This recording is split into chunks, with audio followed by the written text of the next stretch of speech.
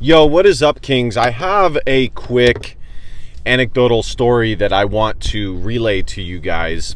And again, I fully acknowledge it's anecdotal, but I think it is a good story.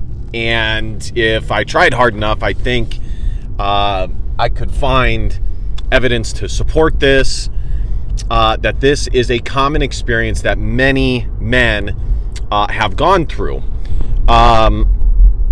Not only that, but just as far as our God-given logic, I'm sure I could find this come to this and have come to this conclusion as well. So when I was, let me backtrack.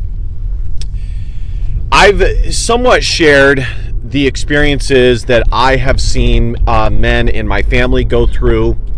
I don't know that I have shared that in one succinct video as opposed to kind of as a peripheral example, but maybe I'll do that in the future. But nonetheless, I have shared it in one way, shape, or form or another.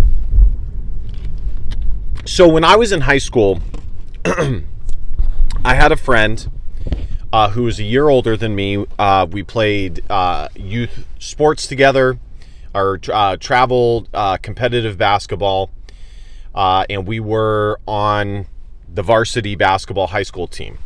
I've said before, the high school I went to was a big high school in a big area, 2,000 students. Not that it necessarily matters to the story, but it does illustrate how good of a basketball player I was. But I digress. And, we were both starters on the team. He was a good friend of mine. The common experience for myself and other jocks, especially the ones that actually played and got the notoriety and the experience and the success, was we would have our outings. Well, actually, let me backtrack. When it was football season, I played water polo, of course, which is the same season as football. Two night, me, this kid that I'm going to tell the story of, his family, and, two other guys, depending on who the guy was, it could have been 1 or 2 years older than me. Usually they were older than me because I was on varsity from a young age. I was on varsity from my sophomore year on. But we would pool our resources, all the girls that we were talking to, and we would try and set up, kickbacks and hangout times with the girls that we were talking to, whether it be girls at the high school that we were going to, girls at a high school that was close to the high school we were going to. I'm telling you guys right now, doesn't necessarily matter to the story, but it's still fun, informative pieces of information just to add to the story. So we would do that when it was football season, Friday nights, and we would everybody in high school has a parent that works at commonly and is not at home, or has they're divorced or whatever the case may be, and you are able to go to their house with very little parental supervision. And specifically, I had a buddy who was 2 years older than I was, and his parents were split up. Both of his parents were very open as far as allowing him to have friends over and engage in things that probably should not do. It was kind of like a don't ask, don't tell sort of situation. But so that's what we would do during the football season. During the basketball season, especially when it was the weekend, or Christmas break, or probably just Christmas break. Again, we would pool our resources, the girls that we were talking to. We would set up times to hang out. And that's why I'm telling this story, because this guy, me and him looked alike. He was a little bit taller than I was. He got female attention. I got female attention. So we did very well together. And, you know, we would pool our resources and set up times to hang out with girls. Man, I cannot go into those stories because I am ashamed of them now that I'm older, because they were definitely sinful and not right. But man, were we dogs. We were dogs. So anyways, that's kind of what we would do, and that just gives you guys some background knowledge on this guy. So on the days that there weren't kickbacks or things like that, often I would go to his house and spend the night on the weekends. You know, I was not the guy who had friends come over. I was the guy who went over to the friend's house. I would have friends over sometimes, but not as consistently. And this guy, you know, he had a really welcoming home. At the time, he had a 2-parent household. He had a twin sister. He had a pool. He lived in a suburban neighborhood where a lot of other, kids lived around, even girls as well. It was just a good place to go and hang out, especially when we had cars. It was kind of the perfect place to meet up and then go back. And then on top of that, you know, they would always have food. They would leave food out. We'd be able to eat. Like, you know, you always have those friends as well. That was the situation. Okay. Just that, but he was a good guy to hang out with. I enjoyed hanging out with him. And, that was that. So fast forward to my junior year, he was a senior. And where I would commonly sleep would be on the downstairs couch, like right next to the front door. They had a nice big 2-story house, nice property. And I could notice that my friend was emotionally a little bit different. He seemed off. And so anyways, I fall asleep and I wake up, and in the middle of the night, I'm woken up by this commotion. And it is his mom at the door at like 12 o'clock at night, trying to get inside the house. And, you know, the father was like not going to let her in, but then caved. And she ends up, I believe, like getting, I tried to not listen as much as possible because it's like a really uncomfortable situation. You know, you're not a part of the family. Even though you're a good friend of the family, you're still not a part of the family, and so on and so on. Plus, it was late at night. I'm trying to fucking sleep. And he eventually lets her in, and I believe she gets her clothes and leaves.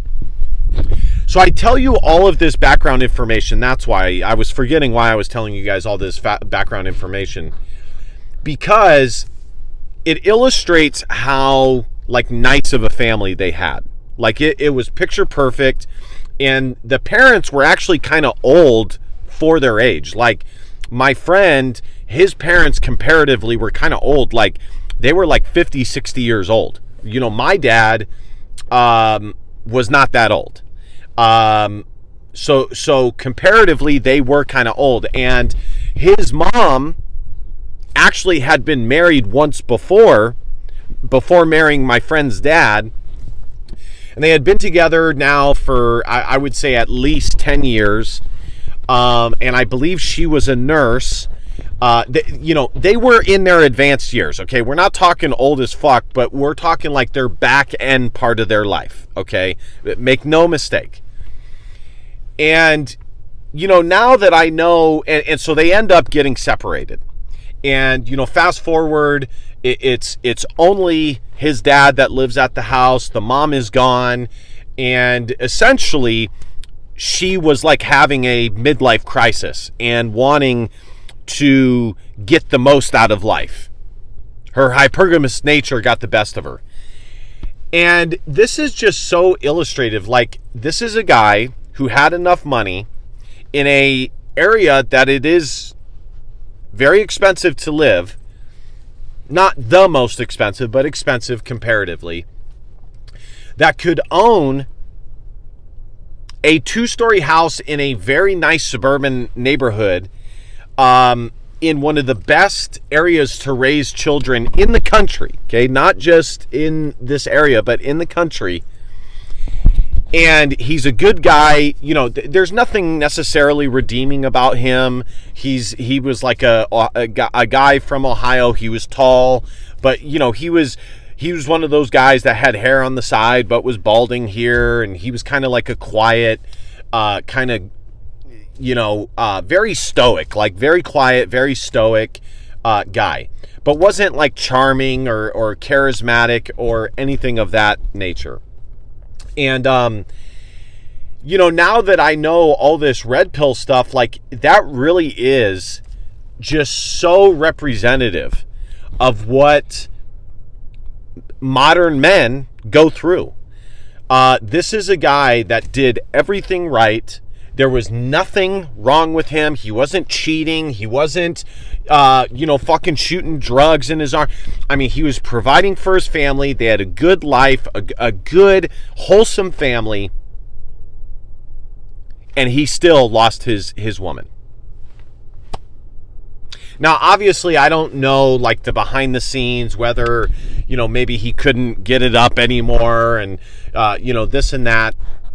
But, you know, those are things that can be worked through, you know, because the modern woman will commonly say that as far as why they have a job, why they do this, why they do that, because, well, what if the man leaves me? What if the man beats me? What if the, you know, this and that? And they use these extreme fucking far out there examples to justify their bullshit behavior that they know is not natural to who they are as a woman within a relationship. And it is just downright false. Every guy that I know that has been divorced did not leave their wife. They should have, because they weren't a good wife, they weren't a good woman, but they didn't. They were the ones that got left. Because the modern woman wants it all. They want everything. And they have this insanely unjustified sense of self-worth. And this is a woman who obviously wasn't like my age, that grew up with social media or anything, where she has all these fucking simps inflating her self-worth. This is a woman that was at the time like 50 years old. And she still left a perfectly good situation for something else. Now, I don't know. That guy is no longer like a close friend of mine. You know, most men, as you get older, men of the two sexes are not the ones that maintain relationships.